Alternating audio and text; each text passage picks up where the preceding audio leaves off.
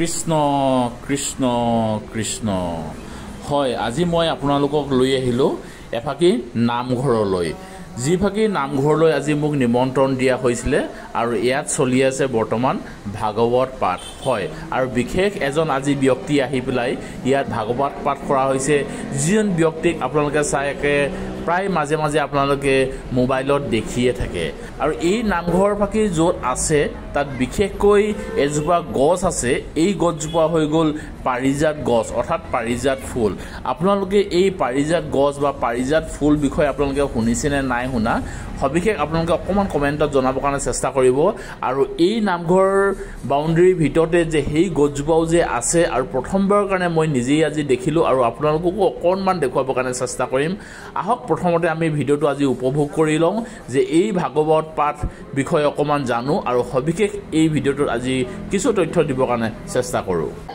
কৃষ্ণ নমস্কাৰ সকলোকে অচকাই অসম অন্য এটা ভিডিঅ'লৈ স্বাগতম জনালোঁ আজি মই এই ৰাতিখন আহি উপস্থিত হ'লোঁ সেই নামৰূপ আৰু ইয়াত আজি বিশেষ এটা অনুষ্ঠান হৈ আছে আৰু এয়া হৈ গ'ল ভাগৱতৰ অনুষ্ঠান আৰু বিশেষ আমি ককাইদেউহঁতৰ পৰা দুটামান কথা জানিবলৈ কাৰণে চেষ্টা কৰোঁ এই একচুৱেলি এই এৰিয়াটো কি বুলি কোৱা হয় অসম শক্তি উৎপাদন নিগম লিমিটেড ইয়াতে আপোনাৰ নামৰূপ তাপবিদ্যুৎ কেন্দ্ৰ মানে আপোনাৰ গোটেই কৰ্মচাৰী মিলি পিনে এটা আমাৰ নামঘৰ ইয়াত আমাৰ বনাইছে আমাৰ অতীত আমাৰ যোনকেইজন ইয়াত চাকৰিয়াল আছিলে তেওঁলোকে এই নামঘৰটো প্ৰতিষ্ঠা কৰি থৈ গৈছে ইয়াত মানে বাৰে বৰণী মানে আমি সংস্কৃতিৰ মাজত আছোঁ ইয়াত আপোনাৰ আমাৰ অসমীয়া আছে মিচিং আছে আপোনাৰ চুতীয়া আছে আপোনাৰ আছে জাতি গত বাদ দিছে বাৰে বৰণী আমি সংস্কৃতিৰ মাজত আমি একতা দূৰে আমি বান্ধি এই নামঘৰভাগ চলাই আছোঁ হয় আৰু খুব সুন্দৰকৈ তেওঁলোকে আজি ইয়াত ভাগৱত পাঠ খুব সুন্দৰকৈ আয়োজন কৰিছে আৰু আজি আমি আপোনালোকক এই ভিডিঅ'টোত অকণমান গোটেই পৰিৱেশখিনি দেখুৱাবৰ কাৰণে চেষ্টা কৰিছোঁ মই প্ৰমোদ হাজৰিকা এই আমাৰ নামৰূপ তাপবিদ্যুৎ কেন্দ্ৰৰ নামঘৰ পৰিচালক সমিতিৰ সভাপতি আমাৰ নামৰূপৰ সকলো ভকত বৈষ্ণৱ প্ৰায় মাতৃসকলৰ সহায় সহযোগতে আমি এই অনুষ্ঠানভাগ পাতিবলৈ সক্ষম হৈছোঁ 2002 চনৰ পৰা একাধিক্ৰমে নামঘৰ ভাগিত সেৱা ধৰি আহিছোঁ আমাৰ ৰাইজৰ মনত বহুত কল্পনা আছিলে আমাৰ শ্ৰদ্ধাৰ প্ৰাণজিৎ গগৈদেৱৰ যোগেদি আমাৰ ভাগৱত শাস্ত্ৰ ব্যাখ্যা অনুষ্ঠান ভাগি শ্ৰৱণ কৰাৰ আমাৰ বহু প্ৰয়াস আছিলে সেয়েহে আজি শুভ দিনত তেখেতক আমন্ত্ৰণ কৰি আনি আমি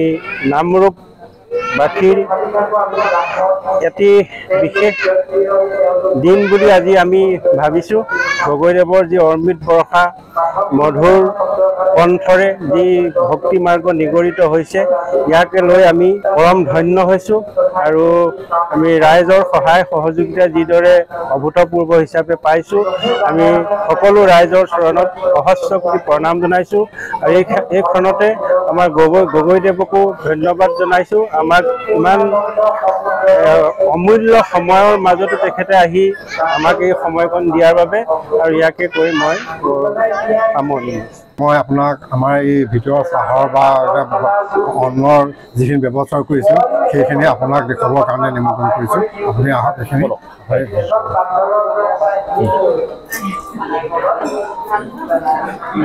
এয়া আমাৰ আইসকল আৰু প্ৰভুসকলৰ কাৰণে আমি গোটেই ৰাইজৰ কাৰণে আমাৰ তামোল পাণৰ ব্যৱস্থা কৰিছোঁ ইয়াত আইসকলে তামোল কাটি আছে কাটি তাৰমানে দিয়া মেমলৈ কৰি আছে আইসকলে আৰু এইফালেও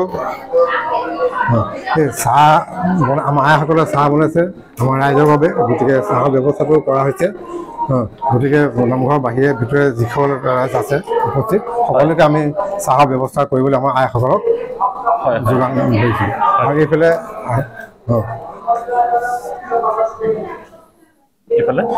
ইয়াত তাৰমানে আমি ভকত সমস্ত সকলোকে চাহ খোৱাৰ ব্যৱস্থাটো আমি এই এটা আসন দিছোঁ মাতি আনি আমি ইয়াতে চাহ খোৱাৰ ব্যৱস্থা কৰি দিছোঁ গতিকে এইফালে আছে তাৰপৰা আৰু আমি এতিয়া বহুত ভকত বৈষ্ণৱৰ কাৰণে আমি এমুঠি অন্ন ব্যৱহাৰ যোগাৰ কৰিছোঁ এইফালে আহক আচ্ছা এইফালে আমাৰ এই দুজন আমাৰ ভকতৰ আমাৰ ৰাইজৰ কাৰণে বা আমাৰ ভকত সমাজৰ কাৰণে এই অন্নমুঠি ৰন্ধন কৰি আছে। সকলোৱে গ্ৰহণ কৰিব পাৰিব, সকলোৱে গ্ৰহণ কৰিব পাৰিব। কি কি ৰন্ধা হৈছে? ভাত হৈ গ'ল আৰু ভাত এক্সট্ৰা মাৰি আছে, দাইল বনিব, দাইলতে গোটেই পাচলি যাব, এখন বইল হ'ব আৰু দাইল। আচ্ছা আচ্ছা, খুব সুন্দৰকে। কিমানমান মানুহে খাব পৰাকে আপোনালোকে তৈয়াৰ কৰিছে? 200 মানুহে খাব, প্ৰায় 200 মানুহে খাব। হয় হয়, খুব সুন্দৰকে তেওঁলোকে কষ্ট কৰিছে, একদম ঘামি ডুবি গুচি গৈছেগে আৰু। হয় হয়, খুব বেছি ধন্যবাদ থাকিল। হয়, এইটো আমাৰ নামঘৰৰ পৰিচয় কৰে যিজন আমাৰ নামঘৰীয়া বা মাহাপ্ৰভু আছে, তেখেতক তাৰমানে আমি এইটো ৰুম আমাৰ আপ্ৰেভুক আমি থাকিবৰ কাৰণে আৰু বিশিষ্ট ভকত আহিলেও আমি তাৰমানে ইয়াতে চাহ তাহ খোৱাৰ ব্যৱস্থা কৰোঁ।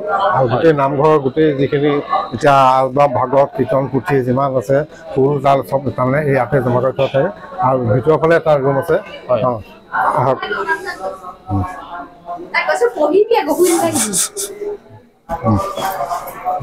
এইফালে আমাৰ আতৰিব নামঘৰ আতৰিববোৰ থাকিবৰ কাৰণে আমি ইয়াতে বিচনাসহ এই ৰুম এটা দিয়া হৈছে। ইয়াতে আমাৰ আতৰিববোৰ এইফালে তৈয়াৰ কৰি থকা হৈছে এতিয়া। এইফালেও তাৰমানে অন্নভাগ যোগাৰ কৰিছোঁ স্পেচিয়েলকৈ। তাৰমানে যিকেইজন আমাৰ বয়োজ্যেষ্ঠ বা ভকত বৈষ্ণৱ আছে তেখেতসকলে যদি তাত যদি কিবা অসুবিধা পায় আমি আকৌ এক্সট্ৰাকৈ ইয়াত আমি আকৌ ৰন্ধন কৰিবলৈ আমি এইফালেও যোগাৰ দিয়া হৈছে। আচ্ছা আচ্ছা, দুইফালে যোগাৰ কৰি দিছে, যাৰ য'ত যেনেকৈ সুবিধা হয় তেওঁলোকে সেইটো লৈ আমি তাৰমানে দু জেগাত আমি বস্তুটো যোগাৰ কৰি দিয়া হৈছে। যোগাৰ কৰিছোঁ। এই আপোনালোকৰ কি প্ৰতি বছৰে হয়নে নে প্ৰতি বছৰ? এই আমি এই ভাগৱত ব্যাখ্যা অনুষ্ঠান ভাগ এইবাৰে প্ৰথম কৰিছোঁ। আগত আমাৰ এনেই ভাগৱত পাঠ সাপ্তাহিক হিচাপে আমি ভাগৱত পাঠ হয়, কিন্তু ভাগৱত ব্যাখ্যা অনুষ্ঠান ভাগ এইবাৰ প্ৰথম হৈছে। আমাৰ ইয়াতে আছে ভাগ পাৰিজাত ফুল, গতিকে সেই পাৰিজাত ফুল ভাগ গছজোপা আপোনাক দেখাবৰ কাৰণে মই নিমন্ত্ৰণ কৰিছোঁ, আপোনাক দেখাবলৈ মই কৈছোঁ।